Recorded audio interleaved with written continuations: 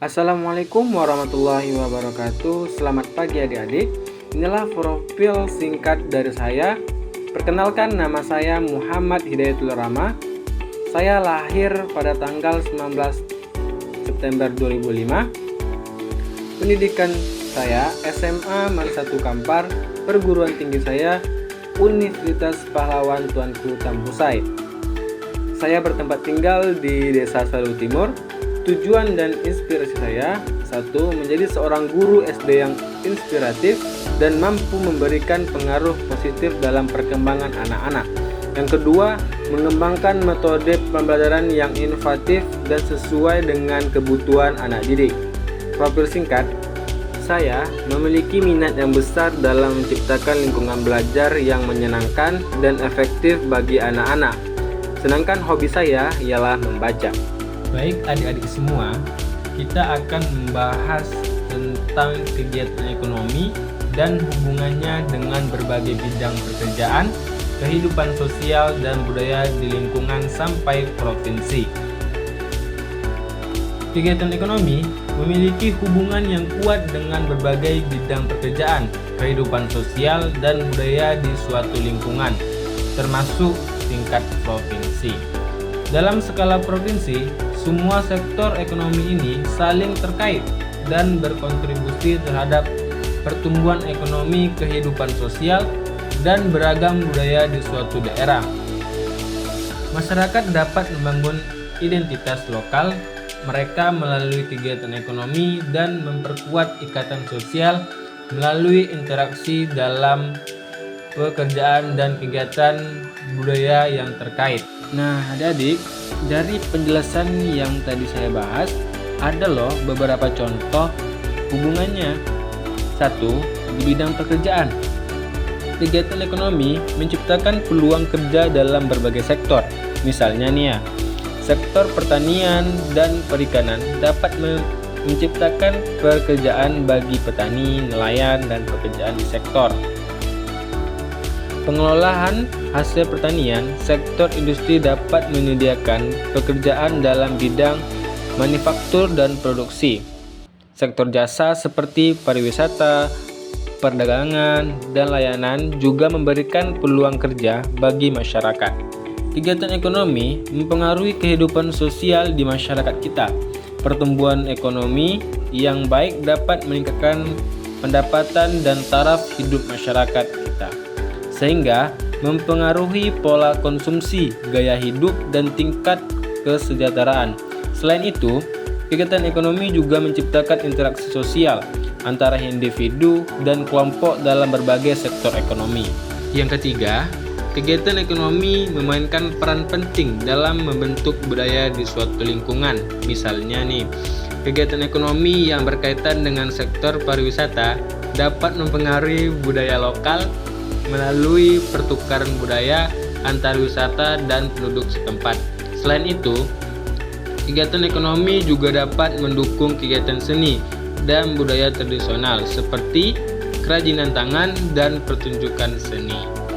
Nah, adik-adik semua, setelah kita membahas tentang kegiatan ekonomi dan hubungannya dengan berbagai bidang pekerjaan, selanjutnya kita akan membahas tentang kerajaan Hindu, Buddha, dan Islam di lingkungan daerah setempat serta pengaruhnya pada kehidupan masyarakat masa kini. Kerajaan Hindu, Buddha, dan Islam memiliki sejarah yang panjang di berbagai daerah di Indonesia. Pengaruh dari kerajaan-kerajaan ini masih dapat dilihat dalam kehidupan masyarakat masa kini.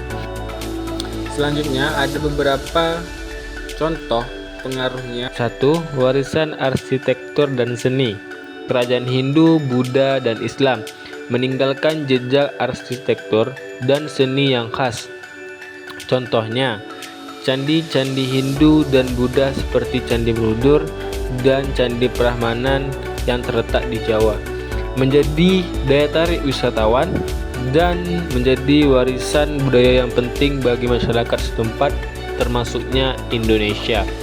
Di sisi lain, masyarakat peninggalan kerajaan Islam juga merupakan bagian penting dari identitas budaya masyarakat di daerah-daerah tersebut. Yang kedua, agama dan kepercayaan. Kerajaan-kerajaan tersebut juga memiliki pengaruh dalam agama dan kepercayaan masyarakat. Misalnya, agama Hindu dan Buddha masih dianut oleh sebagian masyarakat di beberapa daerah, meskipun dalam skala yang lebih kecil. Sementara itu, kerajaan Islam memberikan pengaruh besar dalam penyebaran agama Islam di Indonesia dan pembentukan identitas Islam di masyarakat. Yang ketiga, tradisi dalam adat istiadat. Pengaruh kerajaan-kerajaan tersebut juga tercermin dalam tradisi dan adat istiadat lokal, misalnya dalam festival dan upacara adat. Unsur Hindu, Buddha, dan Islam masih dapat ditemukan. Nilai-nilai dan aturan sosial terkait dengan agama-agama tersebut juga mempengaruhi norma dan perilaku masyarakat. Nah, adik-adik, kali ini kita akan membahas tentang peninggalan sejarah agama Hindu, Buddha, dan Islam. Nah, adik-adik sekalian, kita akan membahas tentang Candi Borobudur. Apa yang terdapat di dalam Candi Borobudur tersebut? Candi Borobudur bangunan besar dan tinggi yang terbuat dari batu. Candi ini memiliki bentuk seperti gunung dengan tingkatan-tingkatan yang berundang-undang. Pada setiap tingkatannya terdapat patung-patung Buddha yang indah dan berbagai ornamen yang menarik perhatian. 4 suci bagi umat Buddha, tempat yang digunakan untuk beribadah. Di candi ini orang-orang dapat belajar tentang ajaran Buddha dan mencari kedamaian dalam pemikiran mereka.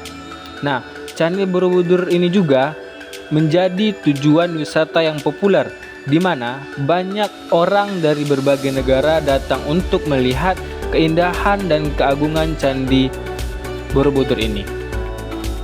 Nah, adik-adik, Candi Borobudur juga warisan budaya yang sangat berharga bagi bangsa Indonesia. Candi Borobudur juga merupakan kesempatan yang baik untuk menghargai keindahan seni dan untuk belajar tentang sejarah dan budaya kita sendiri. Lanjut, kita akan membahas tentang Candi Prambanan.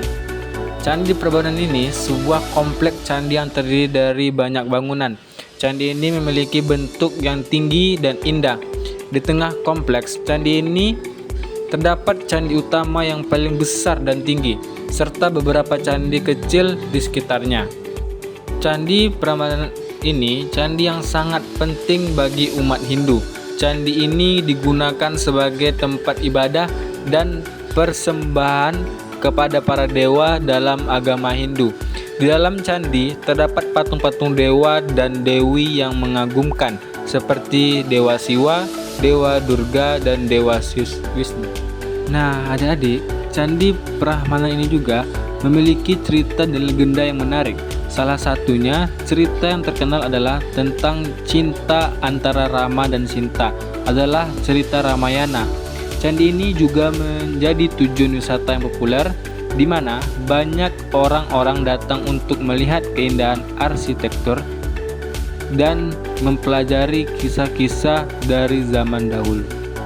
Candi Prambanan ini juga salah satu warisan budaya yang sangat berharga bagi bangsa Indonesia. Kita harus menjaga dan melestarikannya agar dapat dinikmati oleh generasi mendatang. Dan mengunjungi Candi Prambanan juga merupakan kesempatan yang baik untuk menghargai keindahan arsitektur dan untuk belajar tentang kepercayaan agama Hindu. Nah, baik, kita akan membahas tentang Masjid Agung Demak. Adalah sebuah tempat ibadah bagi umat Islam.